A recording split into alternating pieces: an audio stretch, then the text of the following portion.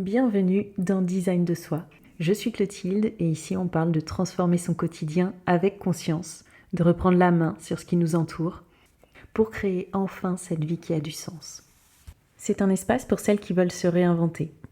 Ici on laisse tomber les masques et on s'autorise à être soi à 100%. Avant de démarrer l'épisode du jour, je te rappelle que ce soir je donne un atelier immersif gratuit. Ça se passe en ligne à 19h.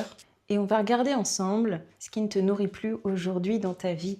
Si tu as coché les cases, si tu as atteint tes objectifs et qu'aujourd'hui tu te demandes quelle est la prochaine étape, si tu ressens un décalage entre ce que tu as construit et la personne que tu es, ou simplement si tu ne connais pas ta direction pour la suite.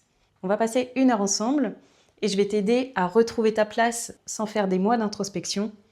Je vais t'aider à comprendre ce décalage sans remettre toute ta vie en question. Et je vais t'aider à retrouver un cap qui a du sens sans en faire toujours plus. On va utiliser le Human Design, donc si tu ne connais pas, c'est également l'occasion de découvrir.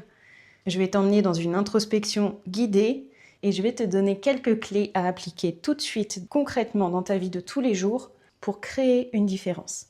En 1 heure, tu vas passer de « je sens que quelque chose cloche » à « je sais ce que je peux changer ». Pour t'inscrire, c'est en description de ce podcast, tu cliques sur le lien, tu rentres tes informations et je t'envoie le lien du live, c'est ce soir à 19h. Nous voilà donc dans la saison 3 de ce podcast.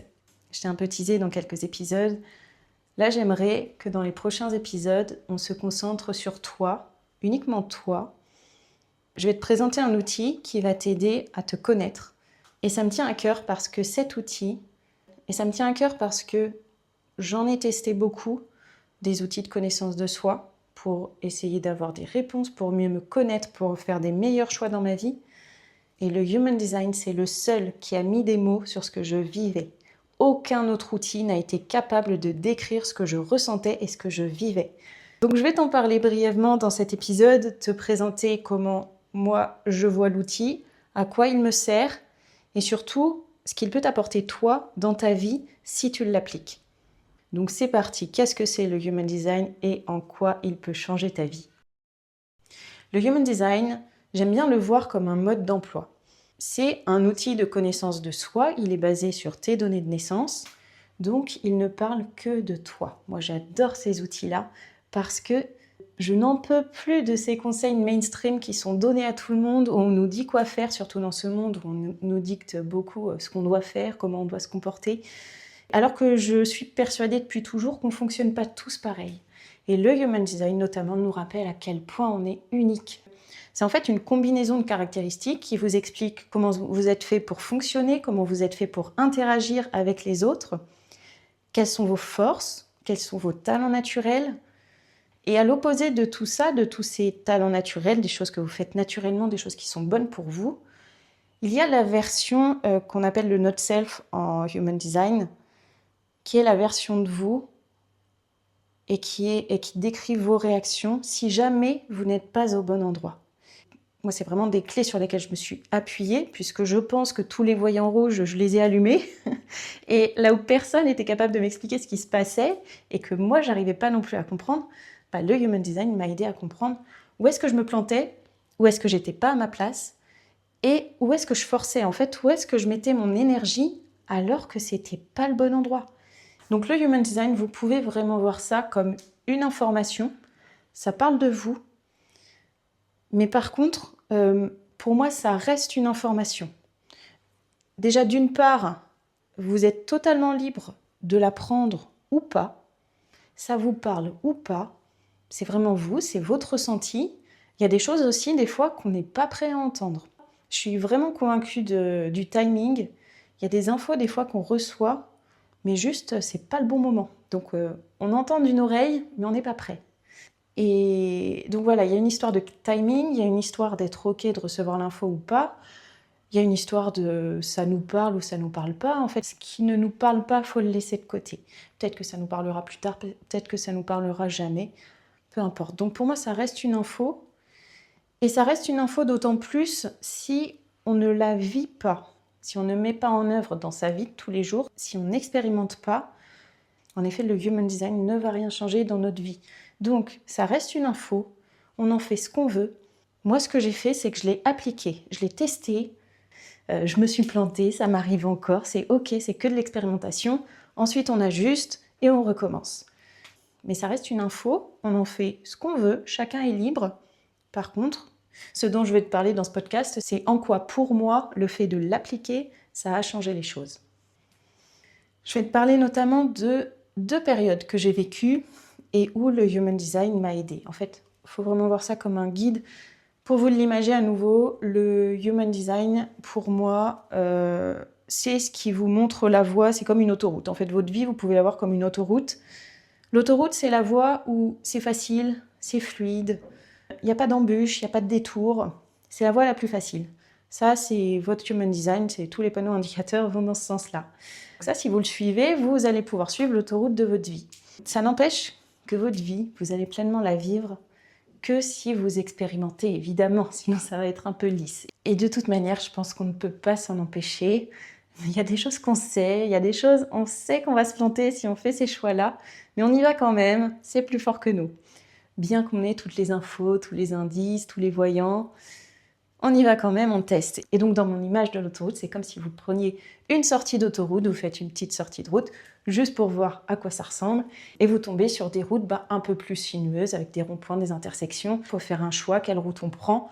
Des fois, des petits chemins pas praticables. Ça, c'est de l'expérimentation. Et en fait, le Human Design, le jour où on en a marre d'expérimenter parce qu'on se plante, on se prend des murs, on se prend des claques, il suffit de revenir à son guide, à son Human Design, et en fait, on va pouvoir rattraper l'autoroute. Donc, c'est des panneaux sur la route qui vont nous dire « Si tu veux retrouver un chemin plus facile, tu peux aller par là. Mais c'est toi qui choisis. » Donc, c'est un peu comme ça que je le vois, le Human Design. C'est un guide qui nous donne des indicateurs de quelle manière vivre notre vie pour que ce soit le plus simple.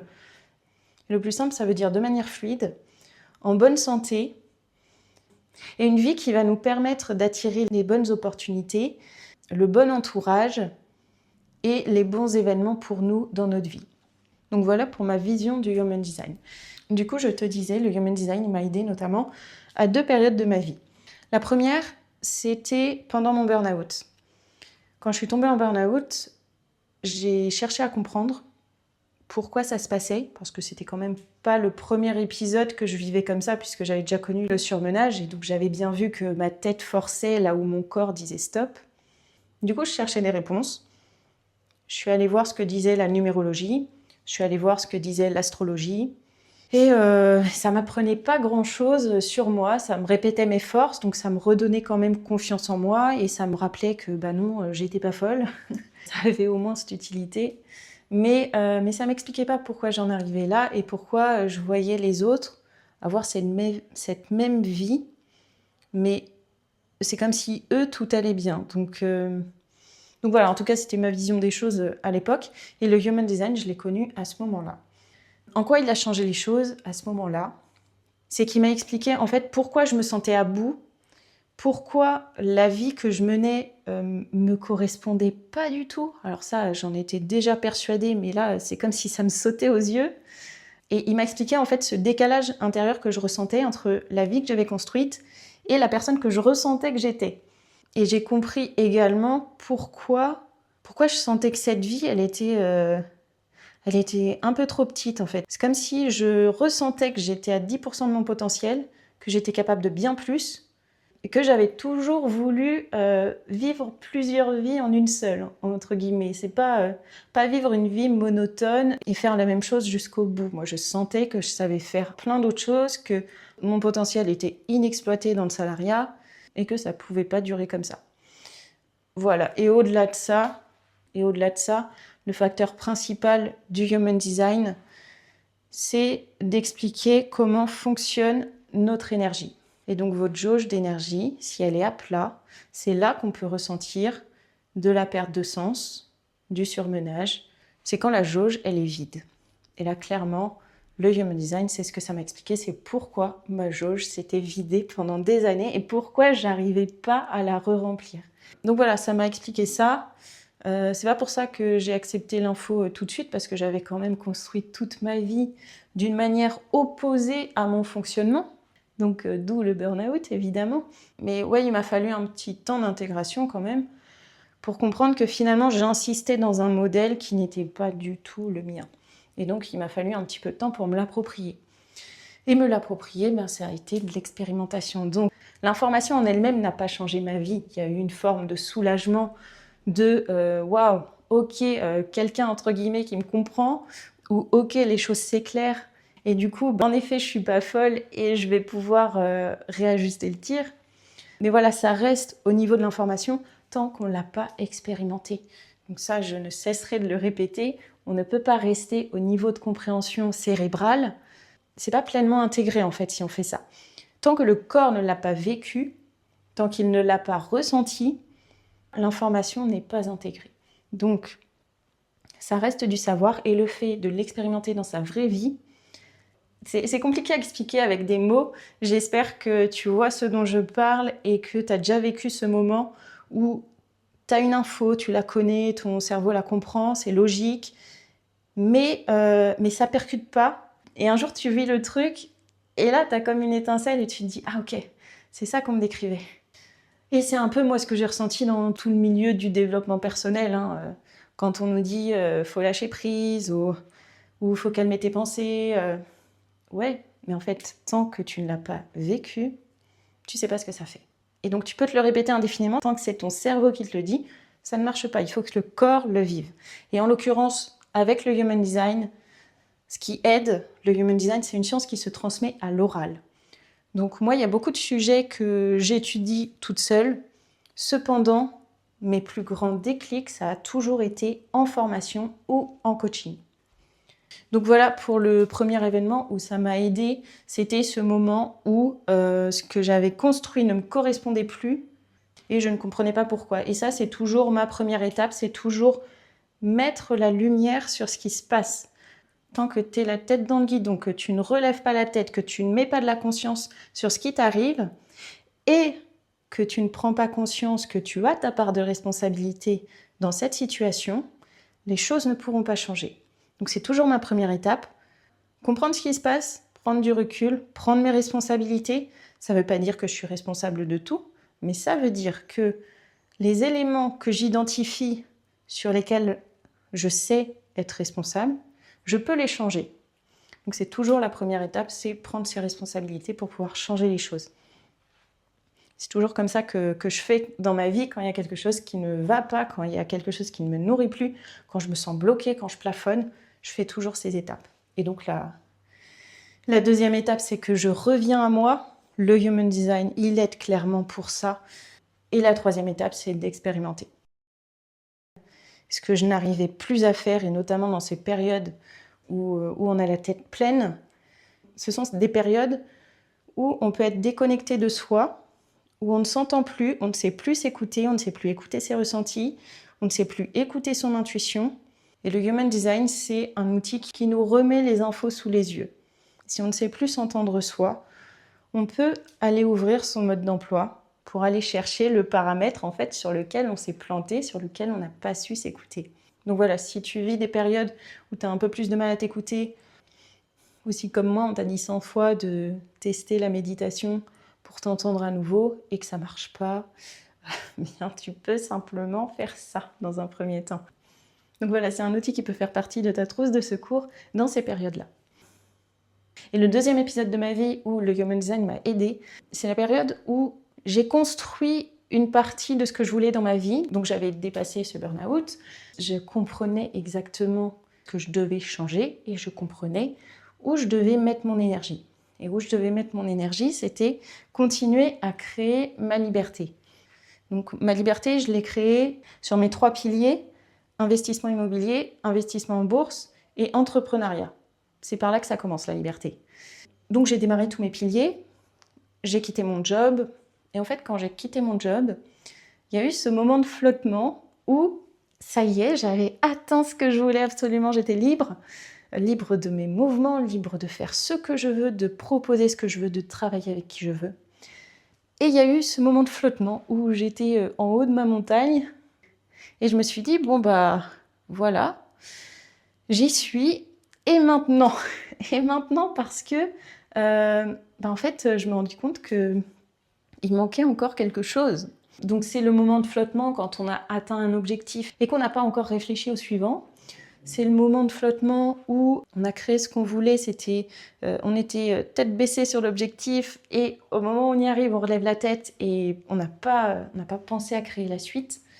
Donc voilà, c'est ce moment de flottement qu'il peut y avoir et là encore, le Human Design m'a aidée.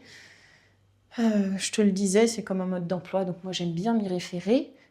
Si on est dans le salariat, ça nous donne des indications sur nos forces et les postes qui vont nous convenir. Et si on est dans l'entrepreneuriat, là aussi c'est un outil incroyable puisque c'est beaucoup utilisé en marketing, notamment pour savoir comment communiquer et quels clients également on attire naturellement, donc ça facilite la communication encore une fois. Et moi je m'en suis servie dans cette période de flottement pour m'aider à dézoomer et pour comprendre ce que je pouvais apporter. Parce que ce moment de flottement, c'est souvent le moment où on s'est construit soi et que continuer à construire pour soi, ça n'a plus vraiment de sens. Moi, c'est comme ça que je l'ai vécu en tout cas. C'est qu'il y a un moment pour retrouver du sens, il faut continuer à zoomer et voir ce qu'on peut apporter aux autres. Donc même si dans l'entrepreneuriat, c'est souvent du service, on apporte quelque chose aux autres, mais ça, je pense que tout le monde passe par là. Il y a un moment où si ça n'a pas de sens, c'est compliqué de continuer à avancer. C'est compliqué de rester motivé, c'est compliqué de se lever le matin et c'est compliqué d'avoir encore la niaque et d'aller chercher plus. Donc chacun bien sûr décide de ce qu'il veut dans sa vie, de ce qu'il veut construire, où sera son focus, quel est son objectif. Mais si aujourd'hui dans ton business, dans ta carrière, tu sens que tu plafonnes ou tu sens que ça manque de sens, tu sens que ça ne pourra pas durer comme ça des années, le Human Design aussi peut t'aider à dézoomer, à comprendre ce que tu peux apporter dans ce monde. Donc voilà, pour moi, dans la vie, il y a plusieurs étapes. La première étape nécessaire pour tous, c'est de s'accomplir soi déjà. On ne peut pas aider les autres si nous, on n'est pas stable sur nos appuis.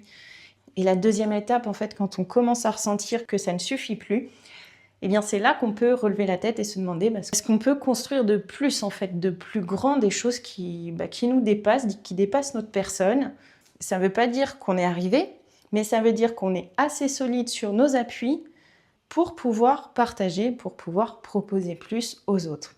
Et en fait, dans ma vision des choses, si individuellement on fait cet effort d'aller au moins jusqu'à ce premier palier où on est bien dans notre peau, on est bien avec nous, on se connaît, on comprend les autres, on tolère, et bien là, on peut aider les autres et tirer les autres vers le haut. Donc c'est vraiment comme ça que je vois les choses. Et le Human Design m'a aidé à ça, là où moi je commençais à m'ennuyer, à voir que ce que je construisais, ça allait pas me suffire, qu'il allait me falloir beaucoup plus. Eh bien, c'est un outil qui m'a aidé à dézoomer, à retrouver en fait du sens et à commencer à construire quelque chose qui a beaucoup plus de sens et qui va me permettre de continuer à me développer aussi personnellement, parce que ce plafond qu'on ressent, si on ne le dépasse pas, personnellement, on va plafonner également. Donc voilà, le Human Design m'a aidé pour ces deux périodes, la période où je ne savais plus m'écouter, mais je sentais bien qu'il fallait que quelque chose change dans ma vie, et la période où j'avais atteint mes objectifs et je me demandais quelle était la suite et quelle nouvelle montagne j'allais pouvoir gravir. Donc le Human Design, en soi, ça reste une information, mais si tu l'appliques dans ta vie, que tu testes, que tu expérimentes, ça peut vraiment changer les choses. Donc si tu ne connais pas encore ou si tu connais et que ça n'a rien changé pour toi, je t'invite à rester connecté. On va aborder ça dans les prochains épisodes. Tu peux me suivre également sur Instagram, sur la page Design de Soi. Ce que je te partage, en fait, c'est des clés concrètes pour l'appliquer dans ton quotidien. Ne reste pas au niveau de l'information. Intègre-le, teste-le et tu vas voir, ça peut t'apporter une nouvelle compréhension de ce que tu vis. Et si tu cherches, comme moi, à vivre une vie que tu as envie de kiffer, à vivre une vie qui a du sens pour toi, ça commence par créer une vie à partir de toi. Ça commence par arrêter de construire à partir de l'extérieur, à partir des injonctions, à partir de ce que tu penses qu'on attend de toi. Dès que tu commences à réfléchir à partir de toi, tu vas voir que ça retrouve tout de suite beaucoup plus de sens. Alors si ça t'inspire à créer une vie qui te ressemble, une vie qui te fait kiffer, je t'encourage à en découvrir plus sur le Human Design. Si ça t'intéresse, moi je propose des sessions en individuel où on peut aller voir en fait ce qui bloque et ce qui dissonne dans ta vie. Où est-ce que tu mets ton énergie et c'est ce qui t'épuise? Qu'est-ce qui dans ton activité aujourd'hui ne te ressemble plus? Et quelle est la prochaine étape? Quel est le prochain niveau pour toi? Ça, on peut le voir en individuel, en séance. Tu peux cliquer sur le lien en description ou m'écrire en MP sur Instagram. Et reste à l'écoute, j'organise régulièrement des événements, que ce soit en ligne ou en présentiel. Donc je te tiendrai informé sur ce podcast et sur Instagram. Il y a des choses qui arrivent, donc reste connecté. J'espère que tu as appris des choses. Et si tu connaissais déjà le Human Design, j'espère que ma vision des choses t'aura parlé, t'aura peut-être donné de nouvelles idées ou t'aura peut-être donné l'envie de te replonger là-dedans. Et j'espère que ce podcast t'aura donné envie d'expérimenter ton Human Design dans ta vie de tous les jours. Je te le rappelle, on est en live ce soir à 19h. Tu peux cliquer sur le lien en description pour t'inscrire. Je vais décrypter en direct ton type énergétique en Human Design et ce serait l'occasion pour toi de comprendre en direct comment tu peux l'appliquer tout de suite dans ta vie. Merci d'avoir écouté. Et avant de partir, si cet épisode t'a parlé, abonne-toi, laisse une note 5 étoiles et partage-le à une femme qui a besoin d'entendre ça aujourd'hui.